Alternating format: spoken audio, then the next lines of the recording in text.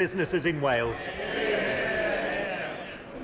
Before we come to Prime Minister's questions, can I say that recent exchanges have been lively to the point where it's becoming difficult for colleagues to hear what is being said clearly, and there has been an escalation in unhelpful exchanges across the floor of the House from sedentary positions and the attempted use of props. Some of the language used in questions has also fallen short of the standards and good temper and moderation that should characterise the proceedings of this House. I know there is a general election approaching, but I would urge honourable members on both sides of the House to exercise greater self-restraint in their choice of words and in their general behaviour, both when they are asking a question and when they are not. We now come to Prime Minister's questions. Joanna Cherry. Number one, please, Mr. Speaker. Prime Minister. Mr. Speaker, on Monday I met the families of Grace O'Malley Kumar, Barnaby Webber and Ian Coates, who were killed in Nottingham.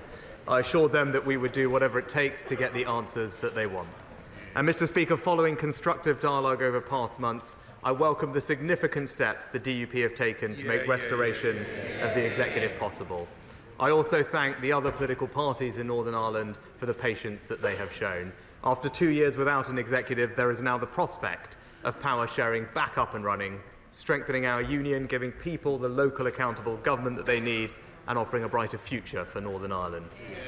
My right honourable friend, the Northern Ireland Secretary, will be making a statement shortly. Mr. Speaker, this morning I had meetings with ministerial colleagues and others in addition to my duties in this House. I shall have further such meetings later today. Joanna Cherry.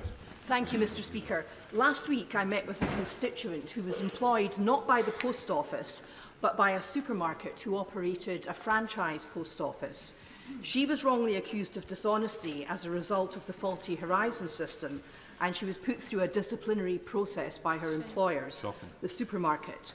This has had a very profound impact on her life. She's not alone, there are others in her position, and yet there's no provision for compensating people who worked in franchise post offices like her. Will the Prime Minister give me a commitment to include these victims in the Horizon scandal compensation scheme?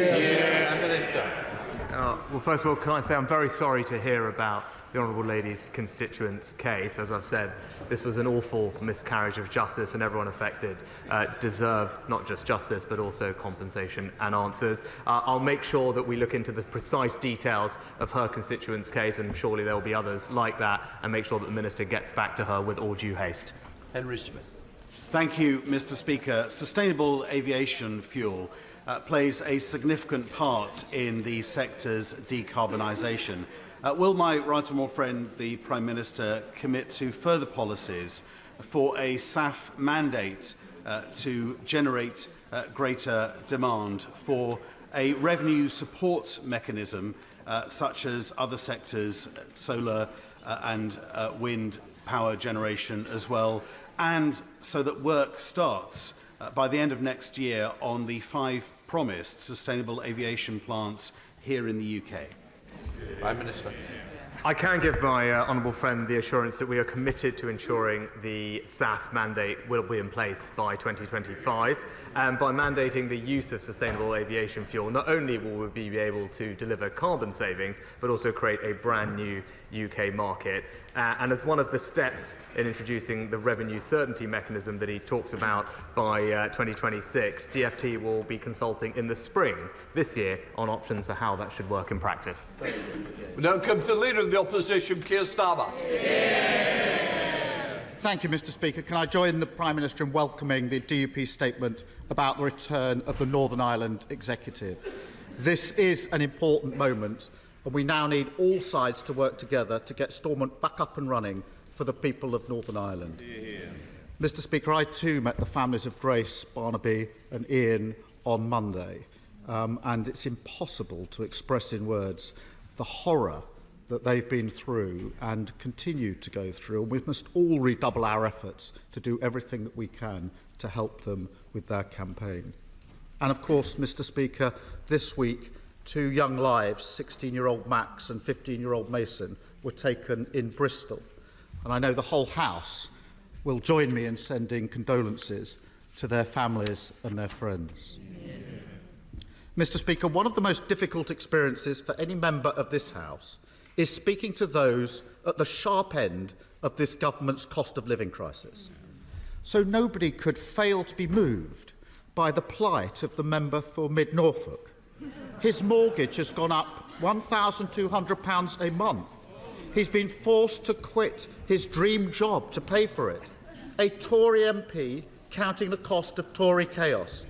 After 14 years, have we finally discovered what they meant when they said, "We're all in this together"?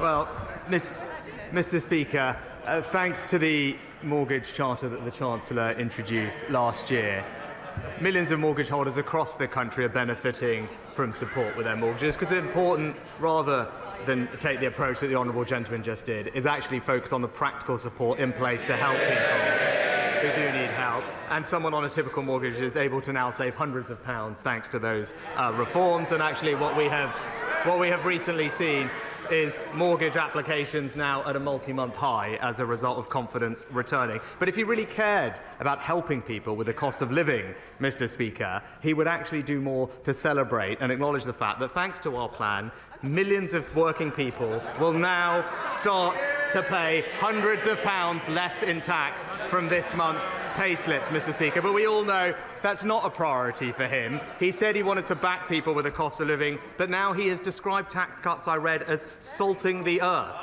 His shadow chancellor, it seems, is equally confused. In Davos, she said she did back tax cuts, but back here in Westminster, she called them a scorched earth policy. She obviously can't decide which Wikipedia page to copy this week. Mr. Speaker, for every £2 he says he's giving people back, he's taking £10 out of their back pocket in higher tax, and he thinks they should be dancing in the street and thanking him. There are 200,000 people, Prime Minister, just like the member for Mid Norfolk, coming off fixed-rate mortgages and paying more each and every month because they crashed the economy. Does the Prime Minister actually know how much their monthly repayments are going up by? Prime Minister. As I said, Mr. Speaker, someone on a typical mortgage of about £140,000 with 17 years left is currently paying around £800 as a result of the ability to extend their mortgage term or switch to a 6-month only, interest-only mortgage.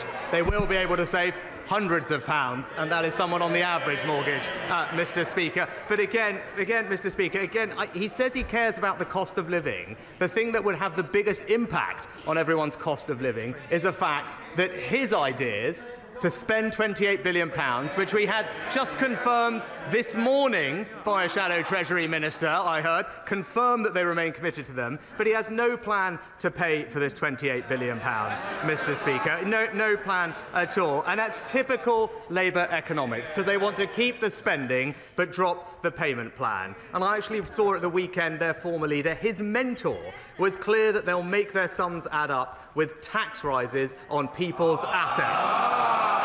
Their homes, their pensions and their businesses. It's the same old Labour Party, Mr. Speaker. No plan and back to square one with higher taxes. Mr. Speaker, they've crashed the economy, mortgages are through the roof, they've doubled the debt, and he thinks he can stand there and lecture other people about fiscal responsibility. But he didn't answer the question. Hundreds of thousands of people are coming off fixed-rate mortgages and facing huge mortgage increases. And the Prime Minister won't even do them the courtesy of answering the question. No, he didn't. So I'll ask him again. I was very clear at the beginning, and I mean that my constituents to hear it. If yours don't, please leave. Keir Starmer. Does the Prime Minister have any idea how much mortgages are going up by this month for those coming off fixed-rate mortgages? Prime Minister. Well, again, I'll just point him back to my previous answer, Mr. Speaker. As I went him through, everyone's situation will be different. As someone on a typical mortgage of around £140,000, who's currently paying £800, will be able to keep their mortgage payment essentially the same by using the facilitations that the Chancellor has put in place. But again, That's what we've done to help people, Mr. Speaker. But again, it's incumbent on him to explain to the British public how his policy of decarbonising the grid by 2030 is going to be funded. He won't give the answers, but helpfully, the Shadow Energy Secretary popped up at the weekend in an interview in the Sunday Times. He said they don't need a plan to pay for it, Mr. Speaker, because in his words, it will produce real savings and it makes clear economic sense. Now, the Shadow Leader here doesn't want to talk about it at all, but let me tell him, I see all these years later, it's the same story. The Right Honourable Member for Doncaster North has carved a promise in stone, and everyone else just looks away in embarrassment. Mr. Speaker, he just doesn't get it. They crashed the economy, mortgages skyrocketing, doubling the debt. They say they're going to max out the government's credit card at the next budget, and he won't. Order. I think the Chief Whip's getting very carried away. He doesn't want to lead everybody for a cup of tea, does he? Come on. They have forfeited the right to be lecturing others about the economy. Somebody coming off a fixed-rate mortgage is going to be paying an average of £240 more each and every month. A constant reminder that working people are paying the price for the damage that they've done to the economy. This week, I met one of the employees at Iceland in Warrington, Phil.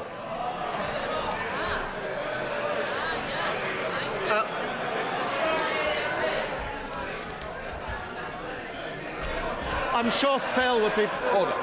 Mr Gibson. Sorry. Mr Starmer. Order. The same voice keeps appearing again. It won't appear anymore. So I'm just letting you know now. Keir Starmer. Laughing at an employee at Iceland who's struggling with his mortgage. Shame. He told me that his mortgage is going up by a staggering £1,000 a month, Prime Minister. He doesn't want other averages, other people, other stories. That's what's happening to him. If the member for Mid Norfolk on £120,000 can't afford this Tory government, how on earth can people like Phil? Well, actually, Mr. Speaker, thanks to the management of the economy, Phil and millions of people like him are now ensuring that inflation is less than half of the rate that it was when we were talking a year ago, putting more money in their pocket. And thanks to this government, Phil and millions of other workers, not just at Iceland, but across the country, are benefiting this month in their pay packet for a tax cut worth hundreds of pounds for someone on an average salary. But I hope he explained to Phil the cost of his policies. Did he explain to Phil how Phil is going to have to pay for his £28 billion green spending spree, how it's going to cost Phil in higher taxes, more coming out of his pay packet, and did he explain to Phil that he'd be better off sticking with our plan rather than going back to square one with him? I would invite the Prime Minister to get in touch with Phil and explain to him how paying £1,000 more on his mortgage is making him better off, because that's not how he feels. He's just so out of touch. It's unbelievable. Finding hundreds of pounds extra a month, that may not seem like a big deal to the Prime Minister. But let me tell him, most people don't have that sort of money knocking around. And if that wasn't bad enough, Mr. Speaker, this week he told every council in the country to put their council tax up by the maximum of 5%. That's 26 tax rises now, Prime Minister. And he says everything's fine, people are better off. But when people see their mortgages going up, their council tax going up, food prices still going up, who does he expect them to believe? His boasts or their bank account? Minister. Well, Mr. Speaker, again, I was puzzled because, again, he resorts, as always, to the politics of envy here. But after recently and repeatedly attacking not just me but the government for lifting the bonus cap, I was genuinely surprised to see that the Shadow Chancellor just today has announced that she now supports the government's policy on the bankers' bonus cap. I don't know if he mentioned that to Phil when he was having a chat with him, but I'm sure he can fill us in. But I can tell him that trust and economic credibility come from sticking to a plan, but it's becoming clear you cannot trust a word that he says. And again, when the Shadow Chancellor says or claims that they won't borrow much, they won't raise Phil's taxes, we now know that those promises simply, again, they just aren't worth the Wikipedia page they were copied from. Mr. Speaker, I actually didn't expect him to be laughing at Phil. I did not expect him to be laughing at Phil, not addressing the Order. Look, I made the statement very clear. Prime Minister, it's very serious that we make sure that people hear, both you and the Leader of the Opposition. It matters to the people who watch the proceedings of this chamber, and it's not good in the behaviour that seems to be carried out. Prime Minister. The Prime Minister just doesn't get how hard it is for millions of people across the country like Phil. That is the primary problem, struggling with their mortgages, their bills, the spiralling cost of living. And the Prime Minister's response is never to take responsibility, show contrition, or even any level of basic understanding. He's so detached, he thinks he can paint a world in which their problems simply don't exist. The problem is he can't even fool his own MPs, let alone anyone else. The member for Mid Norfolk says he's exhausted. He's looking forward to new opportunities outside of Parliament. Why doesn't the Prime Minister do him a favour, call an election, so he and the whole country can move on? Mr. Speaker. Thank you, Mr. Speaker. But whether it's Phil, whether it's everyone else across the country, the plan that we're putting in place is working to help people, and we're making progress. Just this week, taking action to stop children from vaping.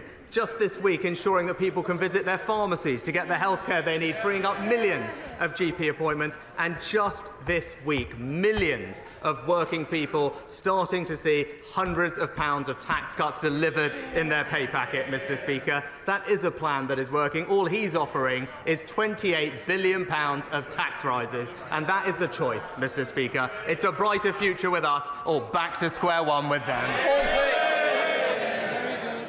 Thank you, Mr. Speaker. The Prime Minister likes to attend live sport, and so I wonder whether he would join me in welcoming the decision of the Planning Inspector in upholding Rugby Council's rejection of an application for development at Brandon Stadium in my constituency to keep the doors open for it to remain a sporting venue so that future generations will enjoy the thrills and spills of motorcycle speedway and stock cars. Prime Minister. Well, I join my honourable friend in paying tribute and being proud of actually Britain's rich history in the automotive and motorsport sectors, and the stadium that he talks about is a historic motorsport venue, and whilst it's been a shame to see it fall into disrepair, I hope that the decision he refers to enables a possibility of both speedway and stock car racing to return, and I know that my honourable friend will rightly continue to champion this cause. SNP Leader Stephen Flynn.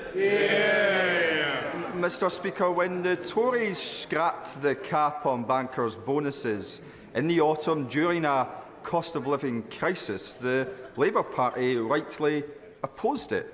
Yet here we are, just 3 months later, and the Labour Party support scrapping the cap on bankers' bonuses. Shameful.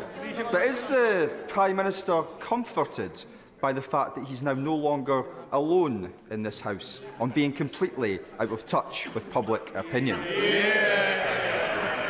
Well, Mr. Speaker, as I said at the time, we supported the decision of the independent regulator because this was the right thing for financial stability. But that, Mr. Speaker, is because on this side of the House, we have a set of convictions and we have a plan and we stick to it. But he's absolutely right to point out the flip-flopping and U-turning and no convictions of the party opposite.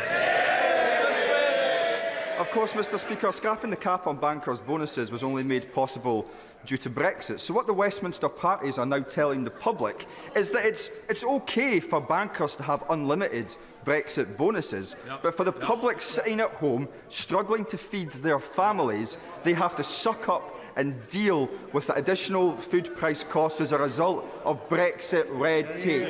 That is the cost, and that is the reality of broken Brexit Britain. Isn't it the case that the great achievement of this Tory government is getting the Labour Party to agree to that bleak future? Prime Minister. Mr. Speaker, we're actually delivering benefits for people across Scotland, not just least in new free trade deals that are opening up markets for Scottish exporters, free ports that are attracting jobs and investment, the Brexit pubs guarantee, cutting the cost of a pint in Scottish pubs. But when he talks about the cost of living, Mr. Speaker, the thing that he could do most to help is make sure that Scotland isn't the highest tax part of the United Kingdom. And it's not just for high earners, Mr. Speaker. Everybody earning £28,500 or more is paying more tax in Scotland than they would in England, thanks to the SNP. Leander Davison. Thank you, Mr. Speaker. One punch thrown, 2 days on life support, then 3 children left without a father. A 4-year sentence handed down, released after 2, but one grieving mother has to live a life sentence of agony. Sentencing for one-punch killers is not working in this country. Does the Prime Minister agree that now is the time to finally introduce a specific offence and a tougher minimum sentence for one-punch manslaughter? Prime Minister. I pay tribute to the work my honourable friend has done in bringing attention to so-called one-punch manslaughter and highlighting, as she knows well, the anguish those cases cause for the families of the victims. And I know the Ministry of Justice has looked very carefully at the amendment that my honourable friend has proposed, and I know that she'll be meeting the Minister for Safeguarding shortly to both discuss her specific amendment and how we might best address the wider issue. Sir Ed Davey. Speaker.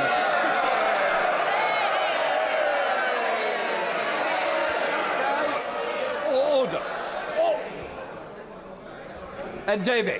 My constituent Millie, a wheelchair user, had a serious accident at a sporting event. Millie was left waiting on the floor in pain for over 2 hours before an ambulance arrived. During her months in hospital since, she's been dropped badly multiple times, left stuck in her bed for days at length. She's even been told to soil herself when there's no one to take her to the toilet.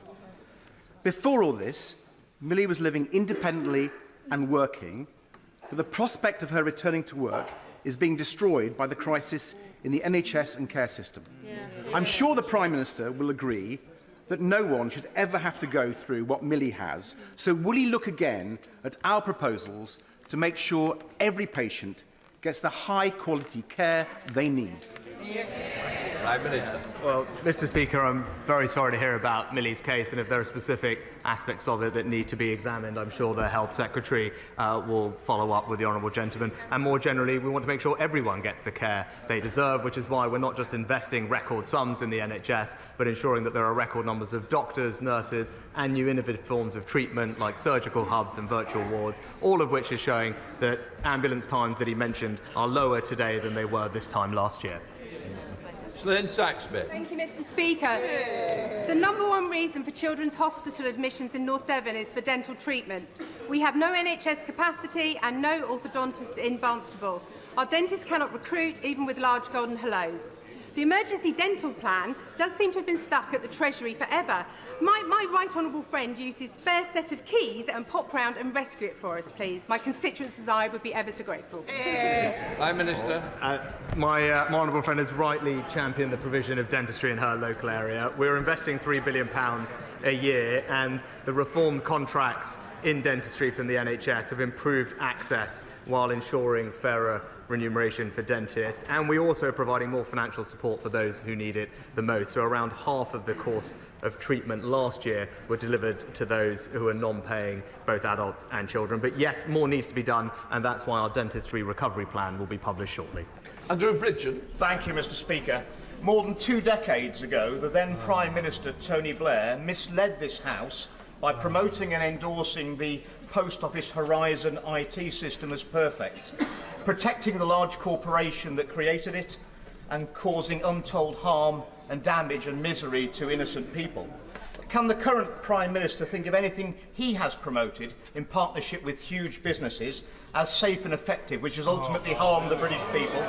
And will he use this opportunity to correct that safe and effective statement, or will he choose the same line as Tony Blair, sit back, do nothing, and let the misery just continue to pile up? Prime Minister. Mr. Speaker, as we've been clear, the Horizon scandal is a terrible miscarriage of justice, and we're doing everything that we can to make it right. To what he was more broadly insinuating, let me be unequivocal from this dispatch box that COVID vaccines are safe, Mr. Speaker. Jill Gideon. Thank you, Mr. Speaker. The shocking revelations of the Horizon scandal highlighted the Post Office's financial incompetence, and my right honourable friend will know that the public's confidence in the institution is at an all-time low.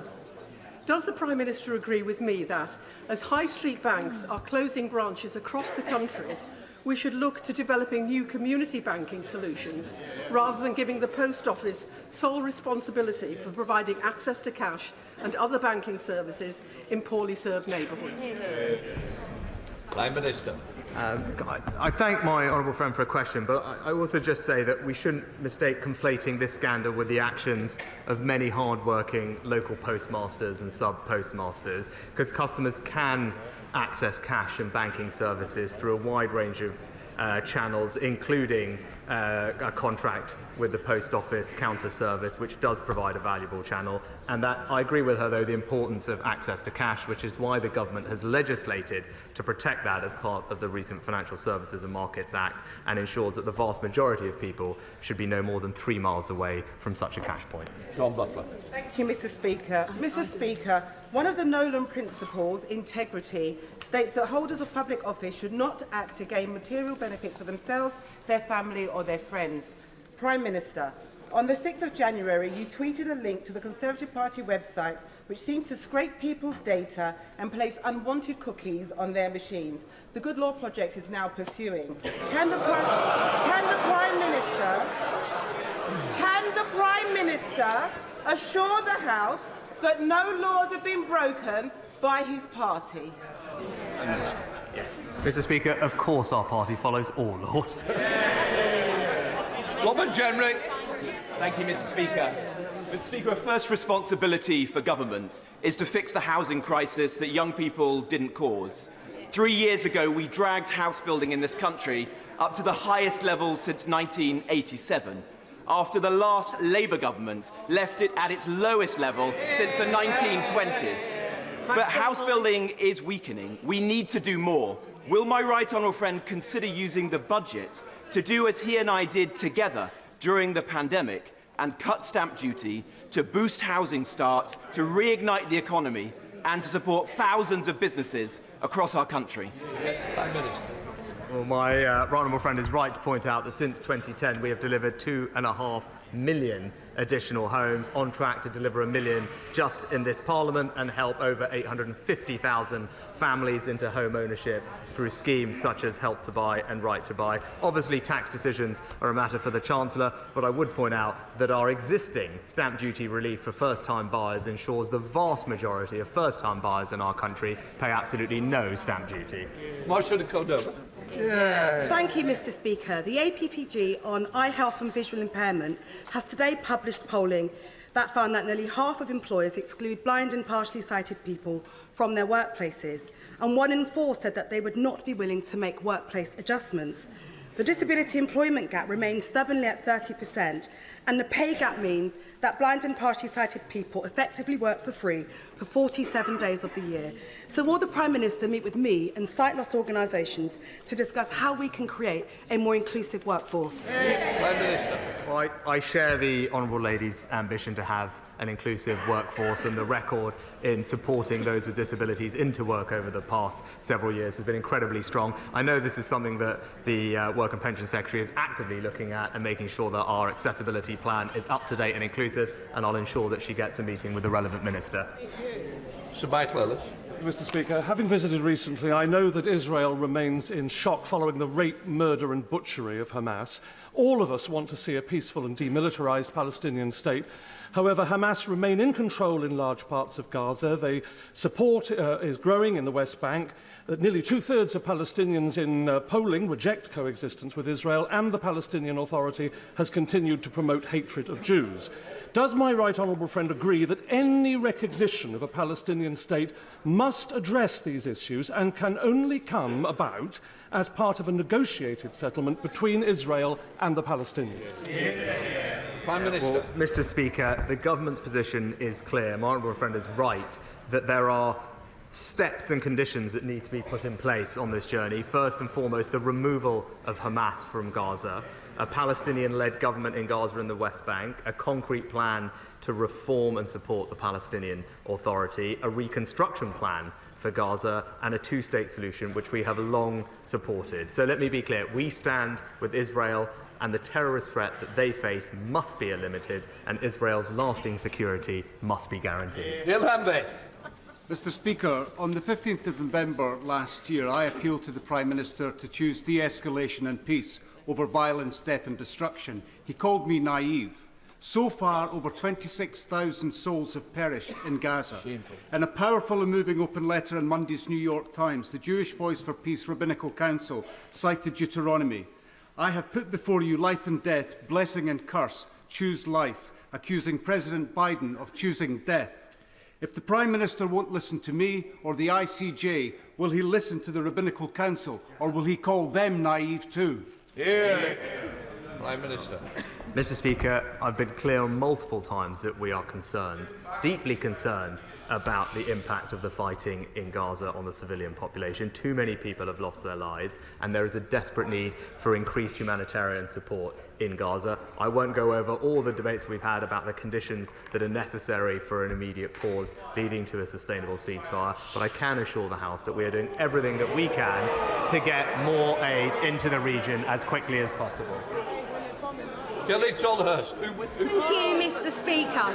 Chatham Docks supports over 800 local high-value jobs which are at risk as the owners are continuing in their pursuit to displace successful businesses such as ArcelorMittal Kent Wire. The Labour Council are failing to honour the commitment they made before the local elections to protect the docks and the jobs. Even their leader, the Right Honourable Member for Holborn and St Pancras, said he was proudly backing Save Chatham Docks campaign. Will my Right Honourable friend meet with me to see how we can protect the docks and save those jobs for my constituents? And isn't this just another example of how Labour and their leaders change their position depending on which way the wind blows? Mr. Speaker, my honourable friend has been a constant champion of Chatham Docks, and I am disappointed to hear that the local Labour Council are failing to honour the commitments that they've made. But also, she points out, I'm not surprised to see that the Leader of the Opposition has said one thing and then consequently done another. The docks support hundreds of jobs, and I join with her in calling on the Council to rethink their approach. That completes Prime Minister's questions.